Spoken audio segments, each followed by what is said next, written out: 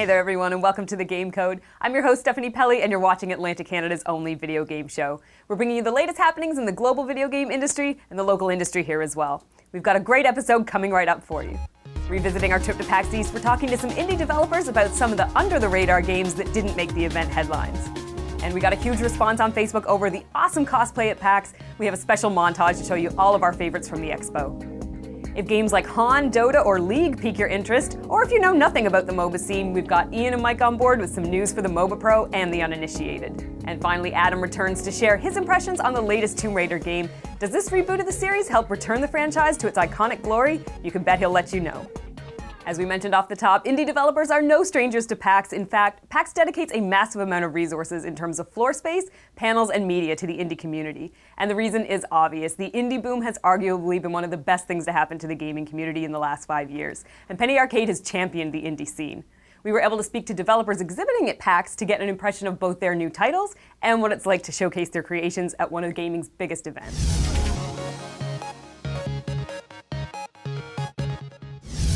My name's Adam Hart. I'm a designer producer at Iron Galaxy Studios. We're showing Dive Kick. It's a two-button fighting game. When I say two buttons, I mean two buttons, no joystick. You're doing everything in the game with just two buttons. It's very interesting, it's very different, and it's very mind-gamey. It started as a late-night joke. It's pretty parody-heavy, but the top layer is the joke. Right underneath, you're going to find a very deep game. Some people are calling it a deconstruction of what fighting games are. Maybe that wasn't our attempt, that wasn't our goal to deconstruct anything. We just wanted to make a really fun game that was really funny. We layered a lot of depth and strategy in there. It's pretty balanced, and it's a great way to try and outsmart your friends. From idea to working prototype that was not fun at all, it's like 2 months. After that, we started figuring out how to make things feel right. Because things just feel right when you're developing a game. You know how you want something to feel, but actually fine-tuning the numbers to make that work is difficult. Once things started to feel right, the game fell into a position where we couldn't stop playing it. We were testing it too long, and our test groups wouldn't go away. We would bring in friends and be like, can you play this for 4 hours today? Sure. 14 hours later, I'm like, get out of my house, please. I gotta go to sleep. So it just evolved from there. This is my first time developing a game. I developed Dive Kick with my team at home, the four of us. I did get hired on at Iron Galaxy Studios last year. I did some work on Marvel vs. Capcom Origins and on Darkstalkers Resurrection as well. Right now I play Ultimate Marvel vs. Capcom 3. I got top 8 at EVO once in Tatsunoko vs. Capcom. I like really crazy fighting games filled with combos. But my favorite fighting games are the ones that just let me outsmart people. I like Super Street Fighter 2 Turbo. Fighting games have been a core part of my life for the last 20 years. I've been competing for 15 years. I love them. This is my love letter to fighting games. We're going to be launching in summer on PS3, Vita, and PC. We need help to get on Steam, so if you go to the Steam Greenlight page, please upvote us, even if you don't want to buy it. Other people do. Help fellow gamers out. That'd be great. Yeah, you can follow us on Twitter at DiveKickGame. You can go to divekick.com, and if you're looking for cool Dive Kick toys, go to OneTrueGame.com. What we're doing is, right here we have Iris, and she is the star of our latest game, Loco Cycle. Behind me, I have Spike. He is our main villain. Both of the bikes were made by Southern Metal Choppers in Texas. Over here with Iris, she is actually a culmination of Southern Metal Choppers for the frame, the drivetrain, all of that. But then when it comes to all the tech and the body, that is all Legacy Effects. Some people may know them. They most recently Life of Pi. Pretty much what we're showing is a live demo with Mike Wilford. He'll be showing off the demo today. And then basically there are no platforms announced. That'll be up in the air. What we did is we showed our debut trailer that pretty much got you acquainted with each of the cycles in PAX Prime. And now at PAX East we're showing a new trailer that will still be interesting to the people that went to Prime, but at the same time get everyone up to speed that are just attending East. TwistedPixelGames.com, and right there we have all of our games.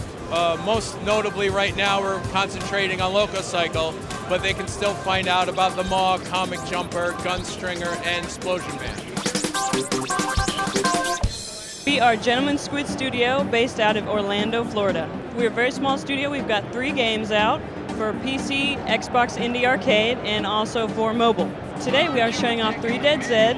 It's PC and Xbox Indie Arcade, and our newest game, Rise of the Ravager. It is also PC and Xbox Indie Arcade. The new game, Rise of the Ravager, it is sort of a mix between like a Space Invaders sort of game and Guitar Hero. It's got a color element to it.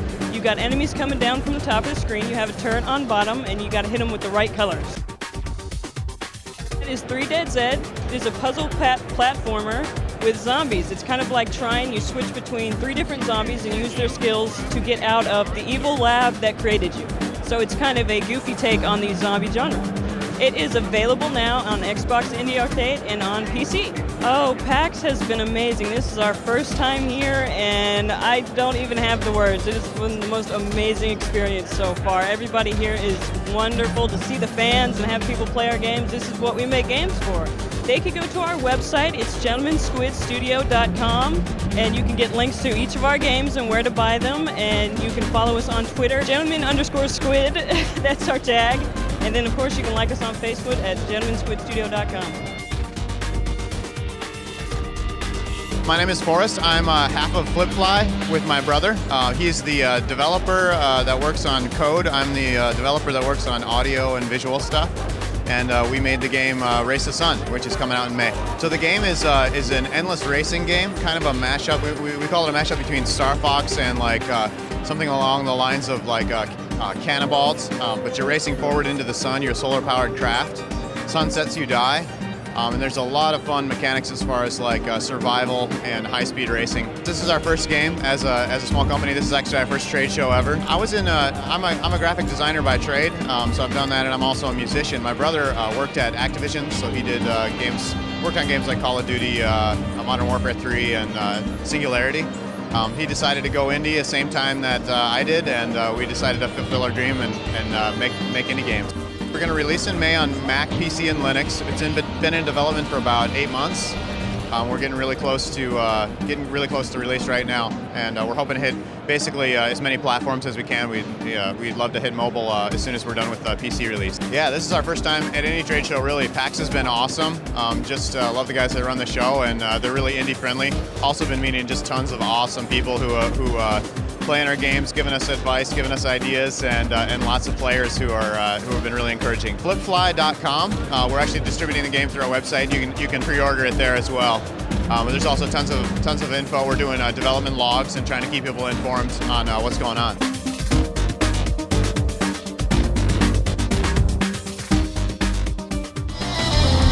GameWisp is a cloud backup service for PC game content. We back up save games, we back up screenshots, videos, things like that, and sync those to the cloud.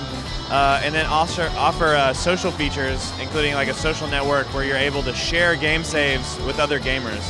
So what that means is that, say we were playing Skyrim and you had a thief character that was a level 50 and I had a mage character that was level 50. I could publish my mage out there. You're busy, you're doing other stuff, and you play through Skyrim one time, but you want to go through and just kill some dragons with some crazy magic. So what you could do is go on GameWisp and copy down automatically through our syncing service. You just click 2 or 3 buttons, 2 or 3 clicks, and sync down that game and pick up where someone else left off. Well, it works with games, whether you buy them on Steam or at GameStop, on Origin, Good Old Games, anywhere. So it's basically just limited by the amount of games we have put into our system. So every day we're adding more games and taking suggestions from users to add more games. Here at PAX, we are offering people who sign up, and that goes to you guys as well, with the promo code PAX East 13 to be the first ones in the beta. And we'll be adding people as we go along. And at beta, the service is working fully, and we're excited to welcome users in as soon as possible. We are offering GameWisp on a subscription model, but we have a free tier. So we like to make it, or talk about how it's sort of equivalent to Dropbox or some other service like that, where you have a free tier, you get enough space to get started and go for a while, and then beyond that, we'll be offering more space, additional features, for a monthly subscription. Go to our website, GameWisp.com. You can also follow us on Twitter at GameWisp. And yeah, just go to the website, GameWist.com, and click sign up and use the promo code that I mentioned to get started.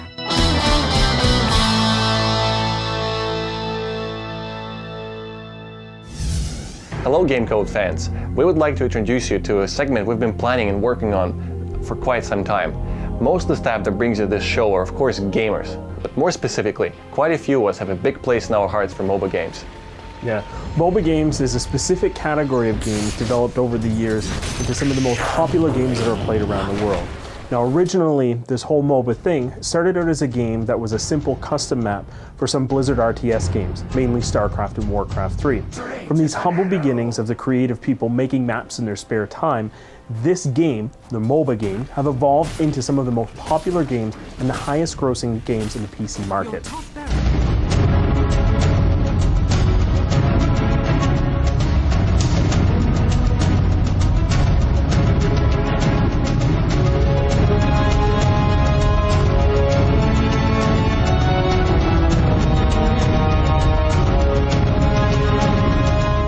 But one thing that for all the hype and attention these games are getting, they have a reputation of being daunting games that require a high level of skill and understanding that make the genre very unapproachable and not friendly at all, especially to the entry-level player.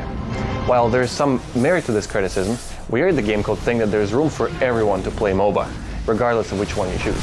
Absolutely. Now, we had conducted a poll earlier to see what MOBA games that the Gamecode fans were playing.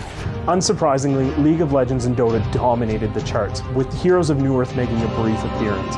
These of course are the biggest three games that make up this genre, and we'll be giving them full attention over the next few weeks to talk about their play styles, their accessibility to the beginner, and what they have to offer to the pro scene. We'll also try and throw in some surprises to make what might be your first trip into the genre as painless as possible. So over the next few weeks, Ian and I will be bringing you what we'd like to call MOBAnomics 101. Now I have Chuan in position. Chuan's not level 6. Not going to have his epicenter. Cold snap on Demon. Here comes Zoe on the high ground. He's going to take the long way around. Fear with the track, and Demon's in trouble. He's going to drop, blows the Ravage. Black Hole's going to catch all 4. IG evaporates. And in doing the research for our piece, we found out that one of our very own staff has yet to play a MOBA game. We'll be featuring Stephanie playing her first MOBA game to get the true noob experience to our show. However, we would like to get your help on this. Please visit us on facebook.com/GameCodeTV to see our online poll to decide what Stephanie's first MOBA game will be. So join Ian and I for next episode as we give you the first lesson in MOBAnomics 101. Radiant victory!